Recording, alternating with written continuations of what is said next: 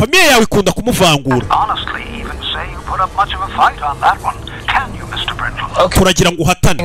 Giye kubakupa.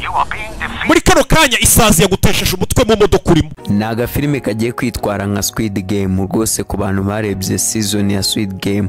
Ningiye nayo wabonye yuko bigiye kuba byamera kimwe.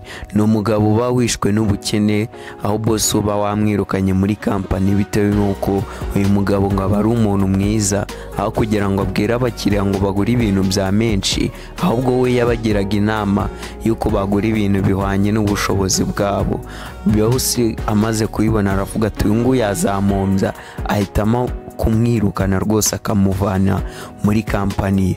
Nuko umugabo rwose akajya ku muhanda ibibazo bikamwica aho abafite rwose kuba yakora ubukwe we n'umugore we w'umwirabura ariko usibye yuko papa w'uyu muhungu rwose abwo abakunda n'umugore w'uyu muhungu kuko abamusereza amubwira ati buryo ki yashatse umwirabura papa we nabyumve. Nuko n'umuhungu akaba afite murumuna we ufite uburwayi bwo mu mutwe nawe bagomba kwitaho. Bose akamubwira ati nunyirukana ntago ndi buze kongera kubona ubushobozi bwo kuba nakwishyura insurance ita kuri murumuna wanjye atari buze kujya mu kigo cya leta rwose ubundi babashe kuba banandukanya nawe. Nuko uyu mugabo ari mu nzira ahita ubona telefone rwose imuhamagaye atazi ikaba yamubwira ibintu mbega bakamubwira uburyo ki bamuzi bakamubwira amazina ye uburyo ki mama we yapfuye mu manuka uburyo ki iwabo bimeze murumuna we ko bamwirukanye umunsi bakamubwira amavuna amavuko ye yemwe kugeza kuri nimero za konte ye. Uyu mugabo akabaza ati none se ubwo muri bande munze gutyo ati ibyo ngibyo byitaho ati mu modoka yawe harimo isazi yakumereye nabi. Uyu mugabo abaparitse rwose muri feruje isazi iri mu modoka imeze nabi. Nuko bakambwira ati weho ica iyo sazi tuguhereze $1000. Umugabo akagira ni imikino bakayita bakimuhereza rwose kimara kuyica ino sazi. Nuko akahita atungurwa rwose nuko aya mafaranga yabaje mu buryo bworoshye. Nuko rwose uyu mugabo akahita asoka ati muri bande se ati ibyo ngibyo byitaho ati tugufite akandi gakino ati fata iyo sazi uyirye none twite tuguhereza amafaranga agera ku $3000 ubashe kuba wakwishyura ideni ryo ufite rye wigiye ku ishuri ubone insurance iravuza muri umuna wawe ndetse rwose ukomeze no kuba wakina n'indi mikino rwose igitandukanye kugira ngo ubashe kuba wabona yandi mafaranga menshi. Uyu mugabo akagira iwe mu rugo rwose akabitekerezaho akaba yapfunyitse hasaza tayiri akahita rwose agera iwe akahita yirya akahita abona $3000 kuri konte. Nuko bano bantu bakamubwira ati weho urahitamo gukomeza uyu mukino cyangwa se wabyanga amafaranga yumaze no kubona yose ukayabura ubundi ukikomereza ubuzima bwawe busanzwe. Ako uyu mugabo aba ari umuntu mwiza muri filime rwose itangira ari umuntu ufite umutima mwiza ufasha abantu ukora iki buri kimwe cyose agikora kinyuze mu mucyo.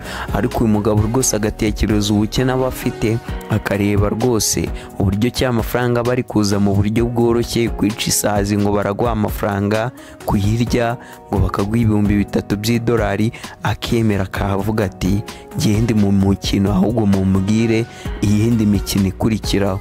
Umugabo rwose bigatangira kumujagaraza bakamuhereza amategeko ari buze kugenderaho akambwira yuko adakwiye kuba yabwira buri umuntu uwo ari we wese cyangwa se habe n'umuntu n'umwe aba agomba kubwira yuko arimo uyu mukino kuko naza kubivuga aba ari ukwica amategeko y'uyu mukino ubundi bari buze kumwaka amafaranga ye. Nanone bakambwira ati ni imikino 13 uri buze gukina bisaba kuyitsinda yose kugira ngo ubashe kuba watsindira amafaranga agera muri $6,000,000 niyo mafaranga abaherero aba habwo umuntu rwose utsinda rino rushanwa. Nuko umugabo akabitekerezaho bakamubwira ati muri iyo mikino 13 nutsindwamo umukino umwe urahita uva mu irushanwa amafaranga umaze kugezamo tuyakwake, buri kimwe cyose rwose tukikwake usubire uko wari umeze. Umugabo akavuga ati ariko ibyo nta kibazo rwose bintwaye. Umugabo agakomeza imikino, bakagenda bamuhereza imikino myinshi rwose mu iyi filime, bakamuhereza umukino wo kujya gufata ikirugu mu rusengero akagitwika, hari aho bamuhereza umukino wo kuriza umwana bakamuhereza $10,000 by'idolari, hari aho bamuhereza ikizamini cyo gufata umurambo akawujyana muri resitora bagasangira ikawa bamuhaye kugeza saa 10, bako bari buze kumuhereza $50,000, bikagenda gutyo rwose mu mafaranga akagenda akayabona. Ariko mu kugenda rwose akora iyo mikino hari ibyaha agenda akora mu nzira, kuko hari nk'ahariza umwana, kandi hano rwose mu filime muri Amerika kuba wariza umwana ni icyaha gikomeye cyane ku buryo kibashobora kuba bagufunga. Mama w'uyu mwana arabibona ko umugabo yamurijije umwana akajya kumurega, naho yatwitse rwose ikirugu, ajya gutwika ikirugu agashiduka yatwitse n'urusengero rwose rwafashwe, no kujya rwose gufata umurambo akawujyana muri resitora, ahurirayo n'abapolisi bakamufatirayo ariko akabasha kubacika. Mbega ibintu biba bimaze kuba nabi, bamaze kumuvumbura yuko umugabo ari kugenda akora ibyaha bigiye bitandukanye. Aba bantu bakambwira ati wowe ibyo nta kibazo rwose, wowe ukomeza umukino ukine, twe dukorana na polisi, nta kibazo uzigera ugira, nta muntu uzigera ugukurikirana. Nukomeza gukina hano mukino ukaza rwose kuba watsinda, nta muntu n'uyu n'umwe uzigera ugukurikirana. Muri ako kanya rwose haba ari umunyamakuru uba ukora ku iperereza kw'aba bantu, uba yaratangiye kubakoreraho iperereza. Hakaba hari n'umupolisi rwose uba ukoreye polisi, akaza kumenya uno munyamakuru, akaza kumukurikirana, akamuhereza amakuru y'uburyo ki bino bintu bimeze, akamuhereza abantu babikora, akerekana abantu bagiye bapfa, abantu bagiye bafata amafaranga y'iyi mikino rwose, uburyo ki bagiye bigenda. Umunyamakuru akereka uyu mupolisi rwose ibintu byose, nuko uyu mupolisi amaze kubimenya akamwica. Kumbe tukaza kumenya yuko n'uyu mupolisi nawe abakorera aba bantu, naba afite rwose aba ari umukozi w'aba bantu, ariko nawe ntago baba baziranye kuko baba bakorera kuri telefone gusa, aba ari abakire. Uyu mugabo rwose agenda akora ibizamini byinshi bigiye bitandukanye, agahora n'umuhungu rwose wo byiganye muri primaire bamunyuzura akamuca ukuboko se kukavaho. Ikintu cyo baba bashaka kwerekana mu uyu mukino ni ukuvuga, ni ukwerekana yuko rwose amafaranga ashobora kuba yahindura umuntu, n'umuntu uba wiyita mwiza akaba yakora ibintu bibi bitewe nuko afite rwose ifemba cyangwa se ashaka kuba yabona amafaranga. Niyo aba ari intego y'uyu mukino, ni ukwerekana yuko nta muntu w'intungane ubaho ku iyi si, kuko uyu muhungu aba ari umuntu mwiza rwose. Filime ijya gutangira ari umuntu mwiza, ariko mu kujya gukina iyo mikino agenda akora ibintu bigiye bitandukanye, agatwika insengero, akariza abana, hari naho rwose bamusaba kuba yafata ibintu akabyangiza akoresheje ikirori cy'umugore we, aho baba bari kwitegura gukora ubukwe, akanyara ku bantu akabatuka. Mbega agakora ibikorwa bigiye bitandukanye nuko abantu baba basanzwe bamuzi, agakora ibintu byinshi. Hari naho rwose bamubwira ku kizamini cya 12 wahura n'umukecuru mu nzira, ariko mbere yuko ahura n'uyu mukecuru mu nzira baba bamufashe bakamufunga kuri polisi, ariko akaza kubatoroka. Bari kumushinja ibyaha bigiye bitandukanye, ariko akabaceka akabatoroka. Nuko mu kugenda yabatorotse agahora n'umukecuru mu nzira, umukecuru akamubwira yuko yamufasha akamushyirira umugozi uba wamanutse w'imyenda. Uyu muhungu akabikora, kumbe umuhungu atazi yuko umugozi rwose ateze mu muhanda aba ari ahantu bagiye kuba haca abamotari benshi, kandi umugozi aba ari umweru butagaragara. Abamotari bose baba bagiye rwose kuba bahatakariza ubuzima. Umuhungu akabibona akakuraho wa mugozi bihuse agatabara b'abamotari. Telefone ikatimuhamagara ikamubwira yuko atari we wenyine uri gukina uno mukino, ahubwo hari uwundi muntu nawe uri gukina uno mukino, kandi bose baba bageze ku kizamini cya 12. Haba hari kubura ikizamini kimwe. Umuntu ubura atsinda ikizamini buno bwa mbere aba ari uraza guhabwa amafaranga kuko niwe uraba watsinze, bose batari buze gutsinda ahubwo hari buze gutsinda umuntu umwe. Umuhungu akahita amenya yuko hari undi muntu bahanganye aho ngaho rwose muri uwo muhanda aho aba yakuyeho wa mugozi babantu bakarokoka. Nuko rwose akaza undi muntu akahita ashinga undi mugozi hakurya, b'abamotari bakagaruka rwose bari kwitwarira ibimoto. Nuko rwose uduhanga twabo tukahita tuvaho mu buryo bubi. Uyu muhungu agerageza kubaburira ariko ntago bamwumva, ahubwo bose bahita basiga ubuzima. Umuhungu akahita abona ko ibintu biba biri seriye.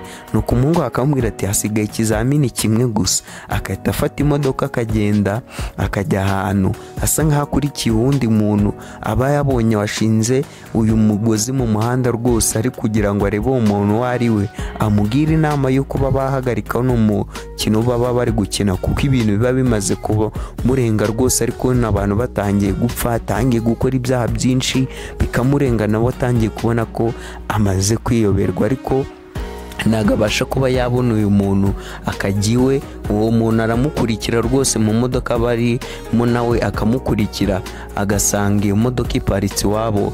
Nuko rwose akinjira mu nzu, mu kwinjira mu nzu agasanga papa ari kwirira ameze neza rwose, nubwo papa bamwanga amubwira yuko yashatse umugore w'umwirabura ibiki n'ibiki. Nuko akaza murumuna we rwose agashakisha akabona murumuna we n'uvuye muri toilette n'ubu uri mu inzu, akavuga ati ese nawe waba uri mu uyu mukino? Murumuna akamuhakanira akamubwira ati oyanjye ntago ndi mwana umukino. Ati wari uri hese ko nakubuza? Ati rwose nari nagiye gusohokana n'umukobwa wanjye w'inshuti yanjye, twagiye kuri date. Ati kugira ute? Ati twari twagiye bimwe abantu bajya kureba filime bakundana ibiki n'ibiki, ariko tukaza kumenya yuko murumuna we nawe aba ari mwana umukino, kandi bose abageze ku mukino wa 13. Umukino wa 13 wo aba ari ukwica umuntu umwe muri famiye yanyu rwose, kugira ngo ube wabasha kuba wahabwa amafaranga. Nuko papa wabo akababwira ati mwabana mwe ibyo muri gukina natwe twabinyuzemo, uyu mukino murimo murakina nanjye narawukinnye. Kumba abana bakahita bavumbura yuko papa wabo rwose ari we wishe mama wabo, nawe yarari muri uyu mukino. Bamusaba kuba yakwica umuntu wo mu muryango we, yica rwose mama wabo abahungu ko ari babiri, bakahita babimenya. Ariko papa wabo akababwira ati nubwo nishe mama wanyu nzi yuko nimbona aya mafaranga ndibuze kwishima, ntago naje kwishima ahubwo naje kuba naba umuntu mubi, umuntu rwose udasanzwe. Niyo mpamvu rwose nanjye nari buze kwemera yuko mutsinda uno mukino. Papa wabo akahita yiyahura, bikagaragara uko rwose abahungu baba batsinzwe ikizamini, kwa ko papa abari we wiyishe kandi baba bababwiye yuko aribo bagomba kumwica. Papa wabo rwose akavuga ati ntago nakwemera mubona hano mafaranga, ahubwo misemo kwiyahura. No kubona umuhungu akahita avuga ati nta kundi, ahubwo akahita yisohokera. Mu gusohoka rwose murumuna we akamutunga imbunda, akavuga ati nanjye nkeneye kuba natsinda uno mukino nkabona amafaranga menshi. Murumuna we mu kumutunga imbunda ahita amutanga rwose akamurasa, akaba ari urasa murumuna we. Uko rwose amafaranga bakahita bayamuhereza. Mu kuyamuhereza rwose umuhungu ahita asohoka aho ngaho. Wa mupolisi ubukorana n'aba bantu ahita aza aho ngaho agatangira gusibanganya ibimenyetso, amadosiye wa munyamakuru bahuye nawe akamwica, akayatwika, buri kimwe cyose akagitwika. Umugore w'uyu mugabo rwose nawe akamubwira ati tumeze neza, ati nari naje aho ngaho kuri polisi bari bamubwiye ngo bagufunze, ariko ubu ngubu nta byaha bambwiye ngo ubu ngubu bimeze neza, ngo ntabwo wigeze rwose unahagira, kandi nawe naje kukureba bambwiye yuko wahageze. Bigasa nkaho babantu rwose ko baba bamubwiye yuko nta polisi zigera imukurikirana, nta kintu kizigera kimukurikirana, nabasha gutsinda umukino baba bamubwije ukuri. Tuza kumenya yuko rwose abari abakiri ngo bifite amafaranga baba bararambiwe ibintu byose byo ku isi bakavuga ati reka tujye duhereza amafaranga abantu bakina imikino twe twirebere ubundi twishime bari kwinezeza. Bakatubwira abantu bagiye bagira rwose bapfa mu buryo bitunguranye, abantu bagiye bakora iyi mikino bikarangira nabi, nabyo byose bakabitubwira. Muri ako kanya umuhungu aragaruka aho ngaho rwose iwabo waba amaze kwicira papa we, ndetse papa we nako yiyahuye amaze kwica murumuna we rwose umugabo wa mupolisi akamuhasanga ari gusibanganya ibimenyetso ari gutwika iyi nzu kugira ngo atazagira n'umuntu n'umwe ubimenya. Umugabo nakabambwira ati abantu dukorana ntabwo nanjye mbazi, barampamagara nk'uko nawe baguhamagara. Uyu mugabo rwose akahita amubwira ati ugomba kuva hano kuko n'aya mategeko nayo uri kuyica, ntabwo ugomba kugera ahantu habereye icyaha cyangwa se kugaruka ahantu wakiniye umukino. Uyu muhungu akahita arasohora umugabo w'umupolisi. Muri ako kanya amafaranga yaba afite nayo bakahita bayahakura rwose, amafaranga aba amaze gutsindara bakayakura kuri konti agasigarana zeru. Umugore nawe akamuhamagara akamubwira yuko hari abantu bamuhamagaye bakamubwira yuko n'inshi isazi bari bumuhe $3,000 by'idolari. Umugore bakabaza umugore ati none se wabikoze? Ati nabikoze. Filime yacu ikarangira umugore nawe rwose yinjiye mu mukino. Nuko rwose agafilime kacu karangira. Niba hazaza igice cya kabiri no kugategereza, niba hagakunze wakareba kitwa ibya 13. Nge mwari muri kumwe mw'incamake z'iyi filime, nitwa Gavi. Imana niyo gushimwa. Iyi ni MRM Marvin Recap Movie. Ciao ciao, see you next time.